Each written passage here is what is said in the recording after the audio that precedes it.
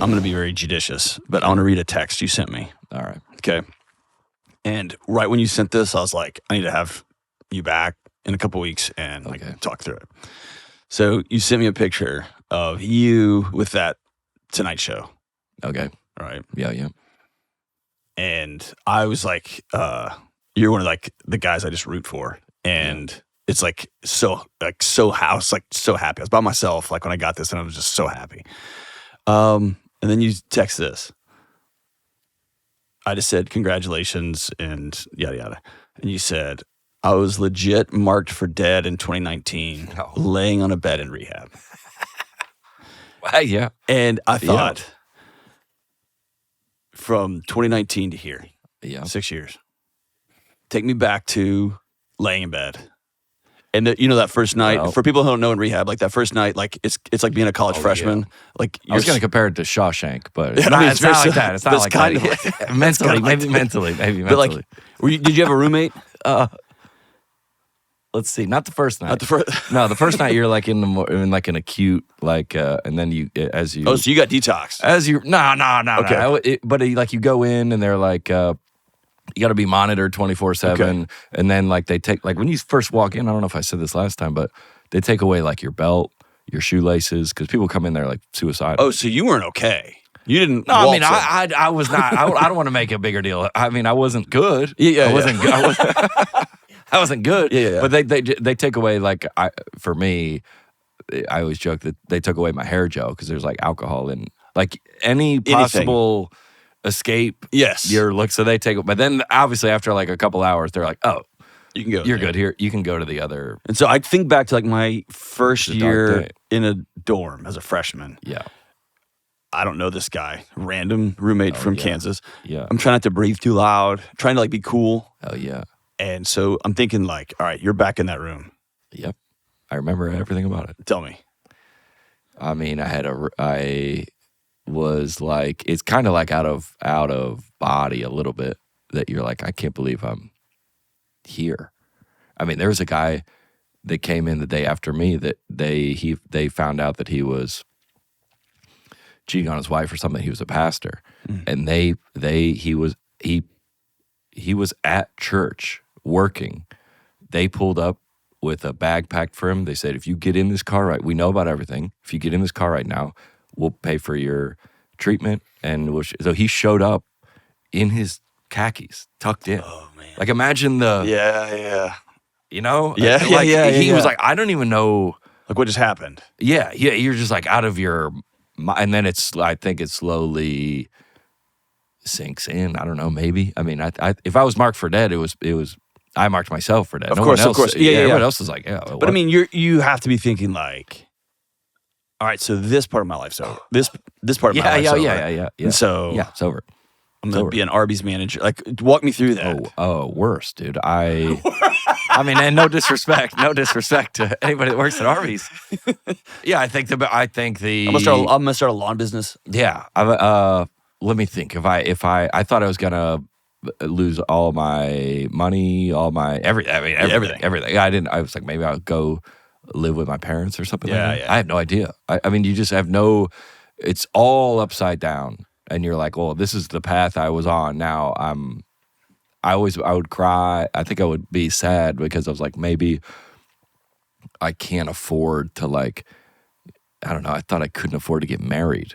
I had no girlfriend or no, but I was like, I have no future. I have nothing, dude. I have nothing. Louis C.K. said that all I have left is my birthday. Oh, that's a good line. When he got canceled, he goes, all I have left is my birthday. Everything else is they will not stop until they take everything. All I have is my birthday. And so one of the most common calls I get, one of the most common, like, hey, Delony, we need you to come over to our house. I didn't have my phone, but I would have. No, I'm sorry. They didn't let me have my phone, but yeah. But the number of people who get to the place. Yeah. I found out my husband cheated on me. I found out my kids got X, Y, or Z. I just lost my job. AI's about to take my job. Whatever. It's that sense that you play the future out all the way, and it's all over.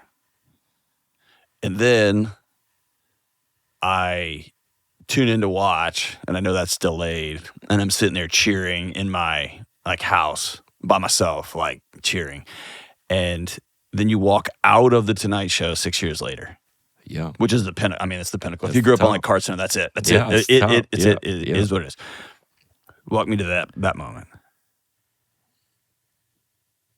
I mean, so I was sitting in. So you the only way forward, I think, I had to get to a place is like because I had a book deal. I was going to be on the Late Show with James Corden, and back in the day. and a Netflix special that we're all about to come out. All gone. The only way forward, and I tell other people this is all. I think you've actually said this on your it's over. Like your that former, life is over. it's over. It's over. You can't be like reaching back out to the publisher. Hey, are we still? It's over. It's over. It's over. It's all over. And I'm actually having lunch with a guy tomorrow that very similar situation. It's over. Yeah. Hey, what about the tour? It's over. And if you can get there, then you can start to. I wouldn't even say rebuild. You build. Start over. Yeah, not but start. But I knew I could still tell jokes. Sure. And so then I was like, well, I'll start. I didn't even know if I could ever do comedy again. I think I was just catastrophizing things in my mind. Obviously, But I mean, it's real though. Yeah, dude. It's not. Yeah, It's like a Netflix deal and a book deal. Like all these things that everyone's gone. sitting at home saying, that'd be so cool if you yeah. had that. And then it's gone. Yeah, and now I'm sitting in my. The Tonight Show has been such a. That's got to be equally out of body. No, dude, more out of body. I've gotten all those things back. X times 1,000. Yeah. But I go I was sitting in my. I mean, to do the Tonight Show, first of all, to get on their radar is you have to walk not 15 years, but a long time. They go, oh, we know who you are. Okay, we're gonna send a video. We're gonna send a 5 minutes. We don't like it. Change this video. We said, all right, well, they responded. Okay, we'll change this part, move this around, switch the opener to this. Actually, they don't like those when you're talking about your family too much. Maybe switch it to this, and then you go, oh, they're back and forth. But I'm talking about years, dude, years. And then you go back and I'm going down to Zany's every Monday night when I'm off tour. I do a tour all weekend, and then Monday night I'm going down to Zany's to try to perfect this That's right. 5 minutes. And the last time, Tristan, the guy that films down there, and we were going back and forth and mixing jokes, and I go, man, I'm so tired, and I'm doing 5-6 hours in the weekend. I can't afford to spend my Monday nights coming down here. I got to be off. I got to be, and I go, and we've been so many times, dude. And I go, I told this to my girlfriend, now fiance. I go, if this one doesn't, if they don't like this one, I think I'm done. Yeah. I'm done trying to pursue that. I'm just gonna say, hey, it's not for me. Yep. I'm gonna go in a different direction. I'm sitting at my kitchen. I mean, there's like 5 moments in my comedy career that I'll never forget. That I was sitting at my counter, and I got an email from my manager, and he's like, they've confirmed June 16th for the Tonight Show, and you're like, I mean, I was bawling, dude. Bawling, dude. Yeah. I was just sitting there like, and I don't think this. If I would have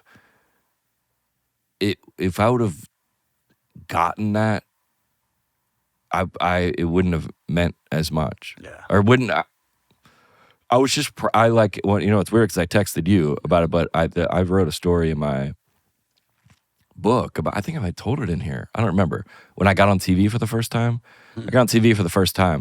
I was on Live at Gotham on like Comedy Central. Yeah, I like remember those. 10 years ago. Yeah. I'll never forget this. I called my parents to like tell them, and they go, we don't have that channel.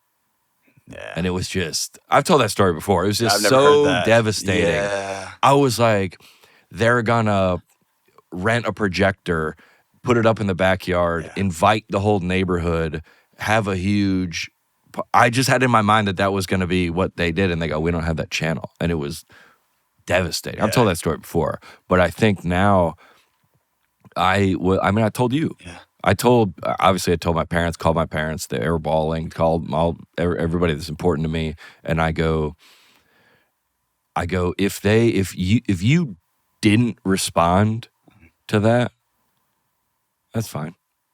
I hope because it's for you. I didn't do it for any. It wasn't for attention on the internet. Everybody's like, "What? How much did it pay? How many followers did you get from it? Is Jimmy your best friend?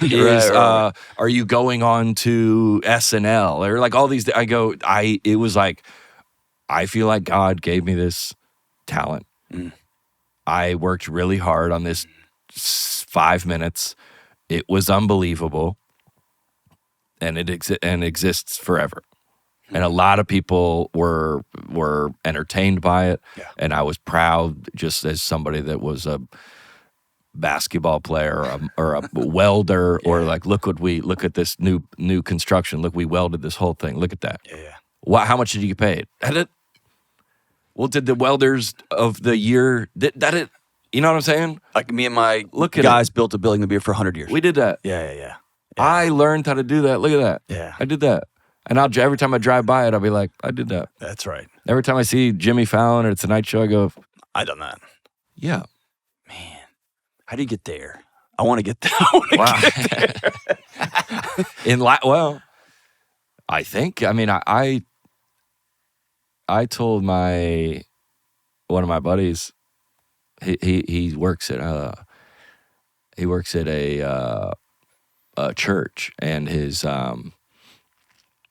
wife is like terrified of him like losing his job. What if we lose the job? What are the kids going to do? What if I'm sure you get calls like that all the time. And I secretly